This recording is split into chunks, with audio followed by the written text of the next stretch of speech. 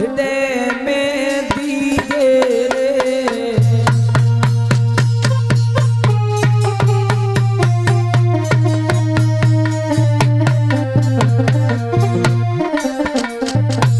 बेटा राम मेरी बात सुनो,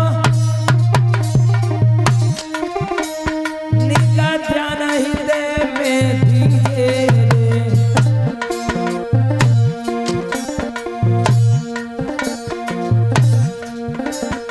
और बन को बेटा जाई दैनिक बचन मेरे सुन लीजे रे।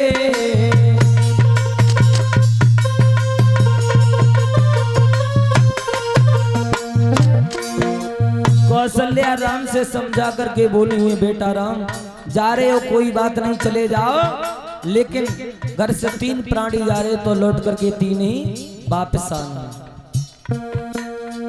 और आज काऊ को लड़का माता बहनों अगर नौकरी करने के लिए चलो जाए, पत्नी साथ में लेके, और बात से कोई माता अगर जगह बेटा 2 पत्नी जा रहे हो, 4-5 साल के लिए जाए, और जगह ही जाए 2 पत्नी तुम घर से जा रहे 2 ही लौट के ही हो, तो ज्यादा नहीं 5-6 साल में 2 तो और वापस 4 तो जरूर लौट के आएंगे। और इसका 2-4 साल और रहो तो पलंग पे 5 लड़का साथ में और 2 कम से कम 7 लौट के आएंगे।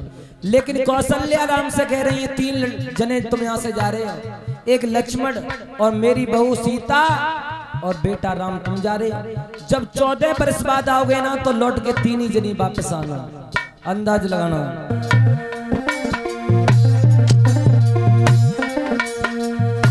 तब राम ने कही सुना ना, अरे रामचंद्र तब बोली रे,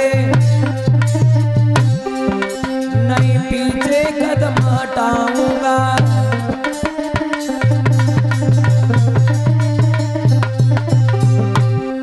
अरे रामचंद्र तब बोली रे, नहीं पीछे कदम हटाऊंगा।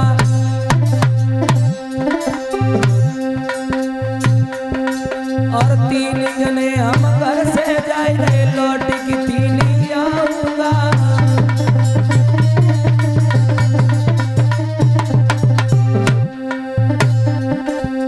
रामचंद्र यूं कौन लगे, नहीं पीछे घटन बताऊं। अरे रामचंद्र यूं कहने लगे, मैं तेरा वचन निभाऊं।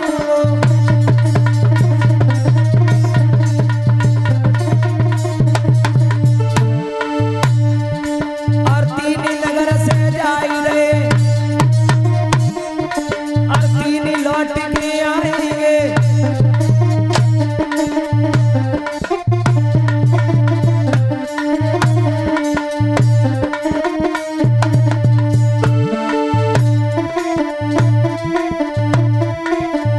तब प्रभु ने गिराई उचारी,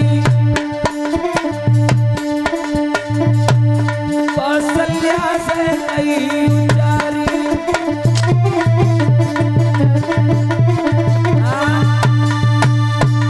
एकदम से राम ने साफ शब्दों में कह दिया, मैया तुम्हारा वचन मैं हमेशा निभाऊंगा। 14 बरस के बाद देख लेना 3 जने वापस जा रहे हैं, लौट करके 3 ही आएंगे। इधर बड़े हैं, आगे के लिए प्रभु राम साथ में भैया लक्ष्मण पत्नी सीता को लेकर के धीरे धीरे से जब बढ़ने लगे।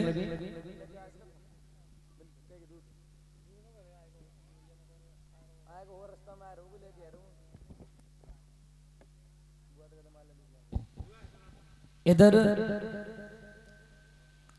श्री सुखदेव जी समझा रहे महाराज परीक्षित को, जब राम लक्ष्मण और पत्नी सीता को लेकर के चले तो सभा के लोग पीछे से चल दिए। भगवान श्री राम समझा रहे लौट जाओ पीछे के लिए, 14 वर्ष का वनवास मेरे लिए हुआ है, आपके लिए नहीं। सभा के लोग दोनों हाथ जोड़ करके बोले, प्रभु तुम्हारे बिना हम जिंदा नहीं रहना चाहते, हम तो तुम्हारे साथ ही चलेंगे। तुम्हारे जाने के बाद इस अयोध्या में कैसा लगेगा तुमने सभी सोचा भी? राम कह रहे हैं लौट जाओ, मैं तुम्हें समझा रहा हूं, आज जा रहा हूं, लौट करके 14 वर्ष बाद जरूर आऊंगा। लेकिन एक भी आदमी मानने के लिए तैयार नहीं है। साथ में राम राम चल रहे हैं, पीछे से सब जनता के लोग चलने लगे। चाचा सुमंत को साथ में लिया है, रथ जब बढ़ा दिया आगे के लिए, क्या देखा प्रजा के जब लोग नहीं लौटे, आगे चल करके राम ने सबको धोखा दे दिया, सबको बात में लगा करके एक गंगा के किनारे पर रात्रि में का विश्राम करो, सुबह चलेंगे। सबको सोता हुआ छोड़ दिया। सुबह के टाइम में भगवान श्री राम अपने भैया लक्ष्मण और पत्नी सीता को लेकर के निकल गए। सुबह जब हुआ है, सबकी जब आंख खुली है, सब लोग परेशान हैं, भगवान ने हमारे साथ में धोखा कर दिया, हमें छोड़ करके चले गए। इधर बताया जाता है सबसे पहले जब प्रभु राम पहुंचे तो केवट से भेंट हुई।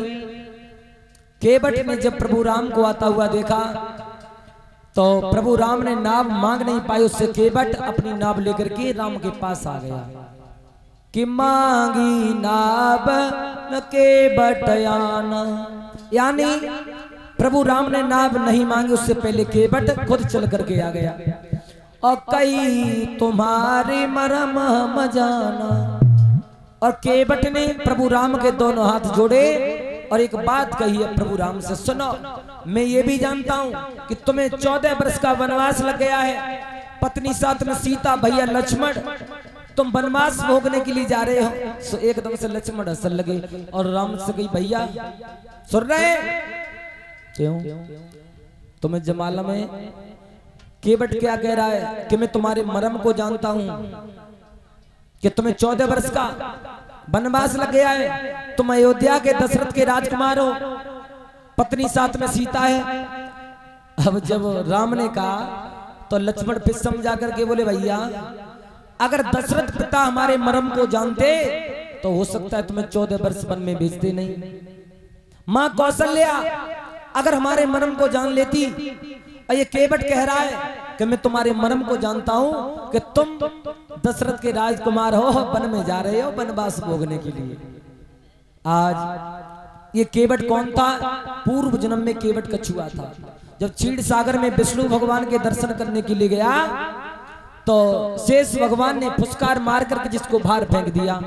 अब जितने बार केवट जब पूर्व जन्म में कछुआ तब जाता था और शेष भगवान से पीछे हटा देते थे फुसकार से। अब भगवान हंस रहे थे कि कोई बात नहीं केवट, इस जन्म में तो नहीं, अगले जन्म में तुम्हें हमारे जरूर दर्शन होंगे, तब तो हमारे चरणों की सेवक अवश्य बनोगे। इधर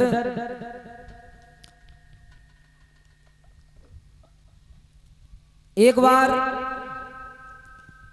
जब केवट ने जब प्रभु राम को इस पार से उस पार कर दिया, तीनों प्राणी जिस समय बढ़ते चले गए आगे जाकर के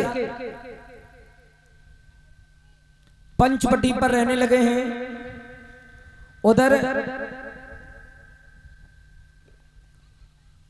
एक रावण की बहन थी जिसका नाम था सूर्पणखा। इसका एक पति था, इसके पति को रावण ने मार दिया था। इस सूर्पणखा के पति को रावण ने मारा, खास बहनोई को। क्यों मार दिया? एक बार ऐसा हुआ था रावण से कोई जीता नहीं रण में, तो उसने रावण को हरा दिया था। जब रावण को उसने हरा दिया तो रावण ने आधी रात के समय सोते हुए सूर्पणखा के पति का कत्ल कर दिया। परीक्षित महाराज सोते हुए को जब जान से मार दिया। अब सूर्पणखा ने विचार करो, मेरे पति को और मेरे भैया ने मुझे विधवा कर दिया, जान से मार दिया, तो इससे बदला अब मैं जरूर लूंगी। तो देखो खास भैया को मरवाने के लिए सूर्पणखा हर जगह पर घूमी, लेकिन कोई रावण को मारने वाला छत्री पैदा नहीं। जब उसे मिला, आज घूमती हुई सूर्पणखा आज राम और लक्ष्मण के करीब पहुंची। दूर से सूर्पणखा ने देखा तो एकदम से देखती रह गई। उसने कहा कि तुम सम पुरुष और नमोसम नारी। देखो उसने ये कहा था तुम सम पुरुष नमोसम नारी, यानी तुम्हारे जैसा कोई पुरुष नहीं है। राम से कहा था क्यों? कि जीवन में कभी भी प्रभु राम ने अपनी अर्धांगिनी सीता के सिवा किसी दूसरी पत्नी को कभी भी बुरी दृष्टि से नहीं देखा था, गलत नजर से नहीं देखा था। और इधर सूर्पणखा ने भी अपने बिना पति के किसी दूसरे के पति के ऊपर अपनी दृष्टि नहीं डाली थी। इसलिए बोल रही है तुम सम पुरुष ना मौसम नारी, मैं तुम्हारे मर्म को जानती हूँ।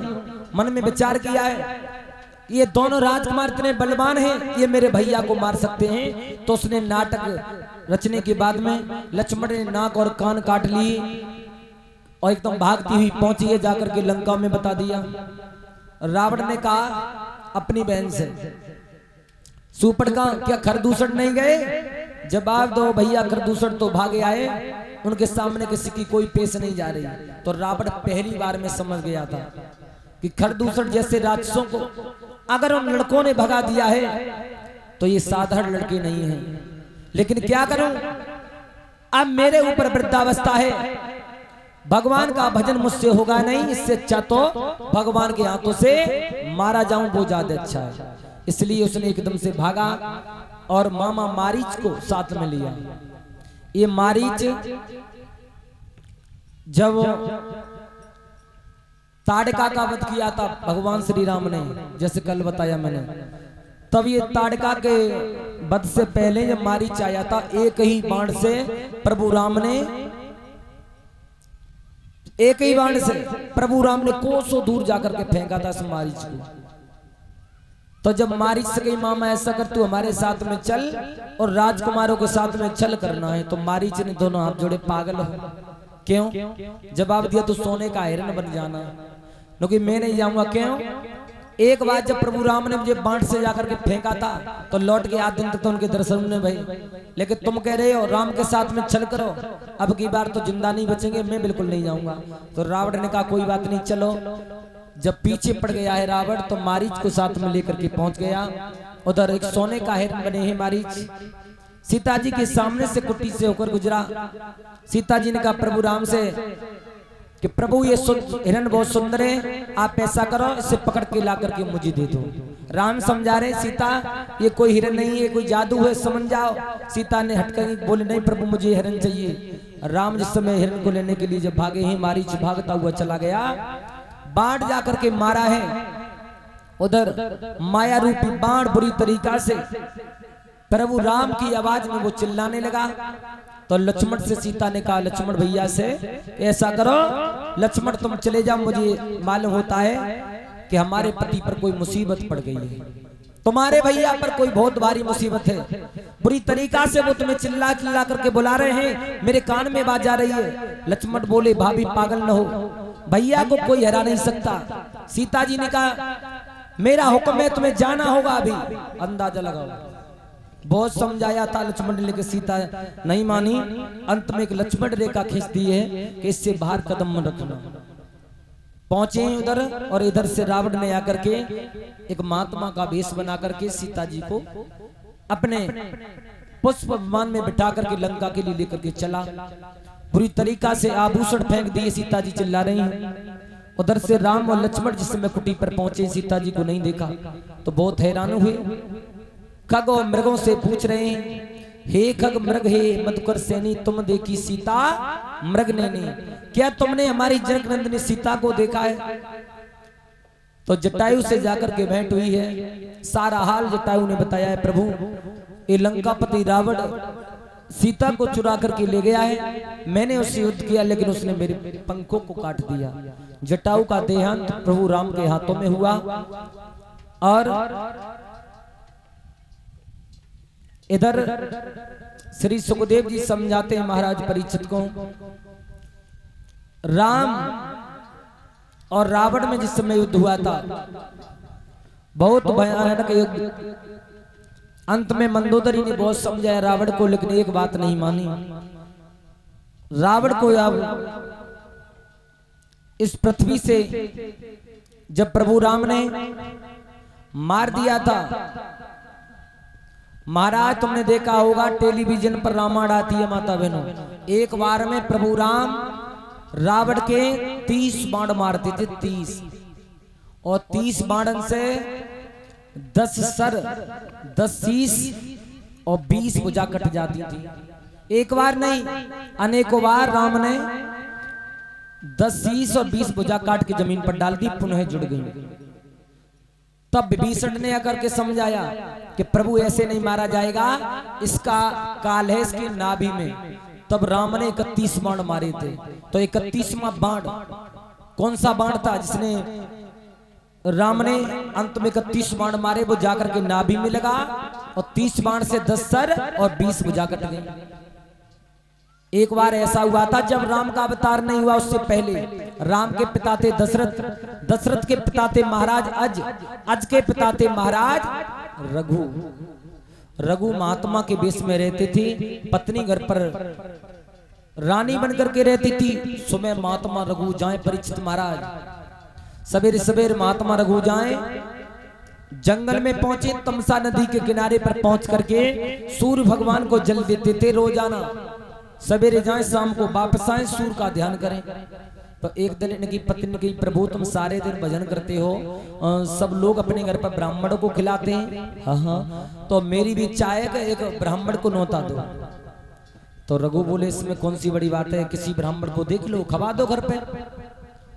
तो कहा तुम बताओ सबसे ज्यादा श्रेष्ठ कौन सा ब्राह्मण है।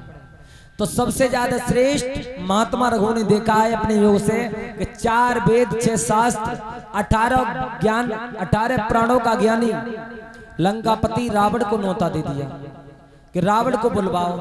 अब देखो महाराज, रावण को जब न्योता लगो परीक्षित महाराज, तो रावण कछु आने में थोड़ी देरी हो गई और महात्मा सवेरे उठे, कमंडल उठाओ और चले गए तमसा नदी पर भजन करने के लिए। और रावण आओ पत्नी से कह गए थे कि अगर रावण आए तो घर पे भोजन करा देना। और जैसी रावण आए सो पत्नी ने सुंदर सुआसन डाल के बिठाए, बैठो ब्राह्मण जी, कमंडल टेक दिया है। और उधर रावण ने जब देखा रघु की पत्नी के ऊपर के पत्नी कितनी सुंदर है, चेहरा देखा तो मन में विचार करने लगो रावण के ये महात्मा है, ये देखने में कितनी सुंदर है स्त्री। जाके मेहताई बाप बिल्कुल पागल है, इतनी सुंदर बिटरिया को जब लड़की को और जब महात्मा के साथ में शादी कर दी जाको तो कर्म बिगड़ गया। काउ तरीका से इसे अपनी पत्नी बना ले, ये ज्यादा अच्छा है। तो रावण ने उस पत्नी रघु की पत्नी से कहा ऐसा करो तुम हमारे साथ में शादी कर लो और न तो मैं तुम्हें जबरदस्ती ले जाकर के लंका में रानी बना लूंगा। अब पत्नी चाला करे बाने विचार करो काउ तरीका से जैसे हम मना करें तो हो सकता है जी हमारे साथ में कुछ छेड़छाड़ करे, इससे हमें अच्छा तो ये है इसको कुछ चाल में फंसाएं। तो उसने एक नई चाल चली शुरू की, सुनो रावण जो तुम कह रहे हो ना वही तो मैं चाहती हूं। मेरे पिताजी ने इस महात्मा के साथ में तो शादी कर दी, लेकिन मेरी पहली भी इच्छा नहीं थी। अगर हमसे शादी करना चाहते हो, रानी बनाना चाहते हो पत्नी, तो ऐसा करो मेरे पति भजन करने के लिए गए तमसा नदी पर, हाँ तो ऐसा करो तुम धनुष और बाण लेकर के जाओ, बलवान हो तुम, जाकर के पति को जान से मार करके आना, तब मैं तुम्हारे साथ में चलूंगी लंका के लिए। देखो कितनी चालाक रहे, क्योंकि पति को मार के चले आइयो तब शादी करके चले, और नहीं तो तुम जाओ तो वो रास्ता में घेर लेंगे। और रावण ने कोई बात नहीं, महात्मा को कहा भाई 1 मिनट में मार के आ रहे। तो रावण ने तलवार उठाई, धनुष उठाओ, एकदम से चलो। और तब तक महाराज महात्मा रघु सूर्य का ध्यान कर रहे थे, कमंडल से जल लेकर के हथेली पे जो सूर्य को ध्यान कर रहे, एकदम से उनके ही नगर में परीक्षित महाराज एक गैया को शेर ने दबा लिया था, गाय को शेर ने। तो गाय ने महात्मा रघु की आन लगाई है, आस लगाई है कि महात्मा रघु मेरे प्राणों की रक्षा कीजिए, ये शेर मुझे जान से मार देगा। अब जब गैया चिल्लाने लगी बुरी तरीका से, तो एकदम से महात्मा रघु हाथ से कमंडल से जल सूर्य को दे रहे थे, मंत्र का जाप करके एक बाण बना करके तैयार किया है। बाण को जिसमें उत्तर दिशा में मारा है, और जहां पर गैया घास चल रही थी, शेर उसे मारना चाहता था, जाकर के बाण सीधा शेर में लगा और शेर में बाण लगो, शेर खत्म हो गया। अब एकदम से पीछे से रावण पहुंच को जान से मारने के लिए गया था रघु को। सो कही ए महात्मा बोलो, तुम जीवता, तुमने मुझसे ज्यादा भजन किया नहीं है, हाँ और मैं 4 वेद 6 शास्त्र 18 प्राण मुझे कंठस्थ याद है, हाँ फिर ऐसा करो तुम अभी जो तुमने पानी से मंत्र से कोई जादू मार करके बाण बना करके तैयार किया, ये विद्या कहां से सीखी? सो ये एकदम से हंस के बोले रघु महात्मा के लंकेश, ये मैंने कोई जादू नहीं मारा है। क्या? बोले हाँ। क्या नहीं मारा? मैंने वो काम किया है जो हर प्राणी को करना चाहिए, हर क्षत्रिय को करना चाहिए। मैंने एक गाय के प्राणों की रक्षा की है और एक शेर को मार दिया है। और रावण को विश्वास न वो मारा कि पानी से बांध बनाए के शेर को कैसे मार देंगे, क्योंकि न माना तो जंगल में जाके देखो सो रावण एकदम से भागो तो जाके जंगल में देखो शेर जमीन पे मरो पड़ो तो गैया सामने खड़ी है। समझ गया, अगर मैं इनसे लड़ूं तो इनसे जीत नहीं पाऊंगा रघु से। सो एकदम से लंका में भाग करके पहुंच गया। और शाम को जब महाराज महात्मा रघु घर पे पहुंचे, राम के परे बाबा रघु जब शाम को घर पे पहुंची तो पत्नी बेचारी रोए रोए के इतने आंसू डाल रही, इतने आंसू डाल रही, सब साड़ी भीग गई। डेयरी पे बैठी मिली तो रघु ने जब अपनी पत्नी के चेहरा को देखा और रोता हुआ पत्नी को देखा तो पूछ लिया, बत्रे काय को रो रही है, ऐसी कौन सी मुसीबत पड़ गई तेरे ऊपर? सो दोनों हाथ जोड़ करके पत्नी बोली है, सुनो पिया, आज के बाद कभी भी जीवन में पहले ऐसा कोई बहादुर नहीं हुआ जिसने मुझे ललकारा हो, और मुझे ही नहीं बल्कि जिसने अयोध्या की चौखट पर आकर के धब्बा लगाया है। क्या हुआ? ये हुआ था जो तुमने ब्राह्मण घर पर भेजा था ना, वो मुझे अपनी पत्नी बनाना चाहता है, क्या तुम्हें मंजूर है? सो एकदम से क्रोध आया है महात्मा को, हाथ से कमंडल से जल लिया और मंत्र का जाप करके माता बहनों 5 बाण बना करके तैयार कर दिए। पुनः 5 बाण हाथ जोड़ के बोले, प्रभु कोई आदेश? कई आदेश ये है, रावण को जिंदा पकड़ के अयोध्या की चौखट पर लाना है तुम्हें। देखो पहले महात्मा कैसे थे, जिन्होंने आज तक के वैज्ञानिक हमारे देश हिंदुस्तान के वैज्ञानिक तक नहीं पहुंच पाए, पहले जैसे संतों की तरफ। अंदाजा लगाना, आज तुमने देखा होगा अरकाऊ तरीका से वैज्ञानिक ने महाराज बंदूक बनाई है। परीक्षित महाराज सोए रहे तो ना हो जी, बताओ। हाँ अबे तो तुम राग डाली, जल्दी चलो जल्दी बैठो, भीड़ हुई जो है। अब सुनो ठीक आराम से। देखो महाराज बंदूक है ना जी, हम तुम जैसे का आदमी नहीं बनाई है, ठीक है।